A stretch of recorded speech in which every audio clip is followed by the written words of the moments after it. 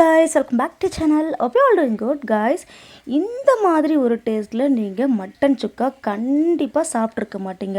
அதுவும் ரொம்ப சிம்பிளான மெத்தட்ல ரொம்ப டேஸ்டியாவும் எப்படி பண்றதுன்னு பார்க்கலாமா? வாங்க வீடியோக்குள்ள போகலாம். வீடியோக்குள்ள போறதுக்கு முன்னாடி நம்மளோட சேனல் ஃபர்ஸ்ட் டைம் பார்க்கறதா இருந்தா மறக்காம சேனல் சப்ஸ்கிரைப் பண்ணிக்கோங்க.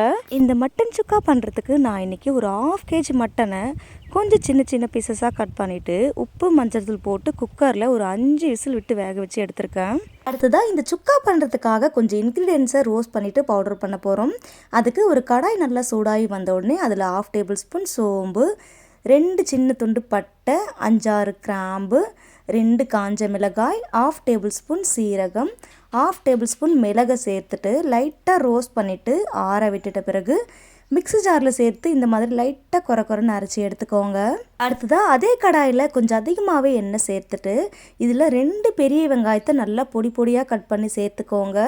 இது கூடவே 2 கொத்து கருவேப்பிலை, கொஞ்சமாக கல்லுப்பு, அப்புறம் 2 காஞ்ச மிளகாய், 2 பச்சை மிளகாயை கீறி சேர்த்துட்டு இந்த மாதிரி லைட்டாக ரோஸ்ட் ஆகி வந்த உடனே ஒரு 1.5 டேபிள் ஸ்பூன் அல்லது 1 டேபிள் ஸ்பூன் இஞ்சி பூண்டு பேஸ்ட்டை சேர்த்துட்டு இந்த இஞ்சி பூண்டோட பச்சை மணம் மாறி வந்த உடனே 1 டேபிள் ஸ்பூன் காஷ்மீரி மிளகாய்த்தூள், 1/2 டேபிள் ஸ்பூன் மல்லித்தூள் சேர்த்து அதையும் நல்லா மிக்ஸ் பண்ணி விட்டுக்கோங்க.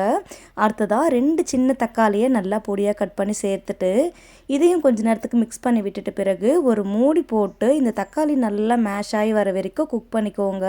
தக்காளி நல்லா குக்காகி வந்த உடனே நம்ம ஆல்ரெடி 5 விசில் விட்டு வேக வச்சுருக்க மட்டன் பீசஸை இதில் சேர்த்துக்கோங்க. நம்ம குக்கரில் மட்டன் வேக வச்சுருந்த தண்ணி எக்ஸஸாக உங்களுக்கு இருந்தால் நீங்கள் அதை சூப்பாக யூஸ் பண்ணி குடிச்சிக்கோங்க. இந்த மட்டனை சேர்த்துட்டு கூடவே நம்ம ஆல்ரெடி கிரைண்ட் பண்ணி வச்சுருக்க பவுடரையும் இதில் சேர்த்து அடுப்பை ஹை ஃப்ளேமில் வச்சுட்டு இந்த மாதிரி நல்லா எண்ணெய் பிரிஞ்சு வர வரைக்கும் மிக்ஸ் பண்ணி விட்டுக்கோங்க. கடைசியாக 2 கொத்து கருவேப்பிலையை சேர்த்து மிக்ஸ் பண்ணி விட்டு எடுத்தால் நம்மளோட சூப்பரான மட்டன் சுக்கா ரெடி ஆகிடுங்க. அவ்வளோதாங்க, நம்மளோட மட்டன் சுக்கா ரொம்ப சூப்பராகவே ரெடி ஆகிடுச்சு.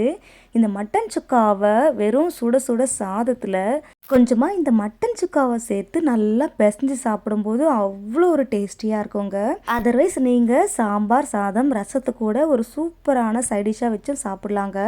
ரொம்ப டேஸ்டியாக இருக்கும். கண்டிப்பாக இதே மாதிரி மெத்தடில் நீங்களும் மட்டன் சுக்கா செய்து பாருங்கள். அப்புறம் ட்ரை பண்ணி பார்த்துட்டு எப்படி இருக்குன்னு கமெண்ட் பண்ணுங்கள். அண்ட் இந்த மாதிரி குக்கிங் வீடியோஸ்க்கு நம்மளோட சேனலை like, share, comment and subscribe பண்ணிக்கோங்க. தேங்க்யூ ஃபார் வாட்சிங்.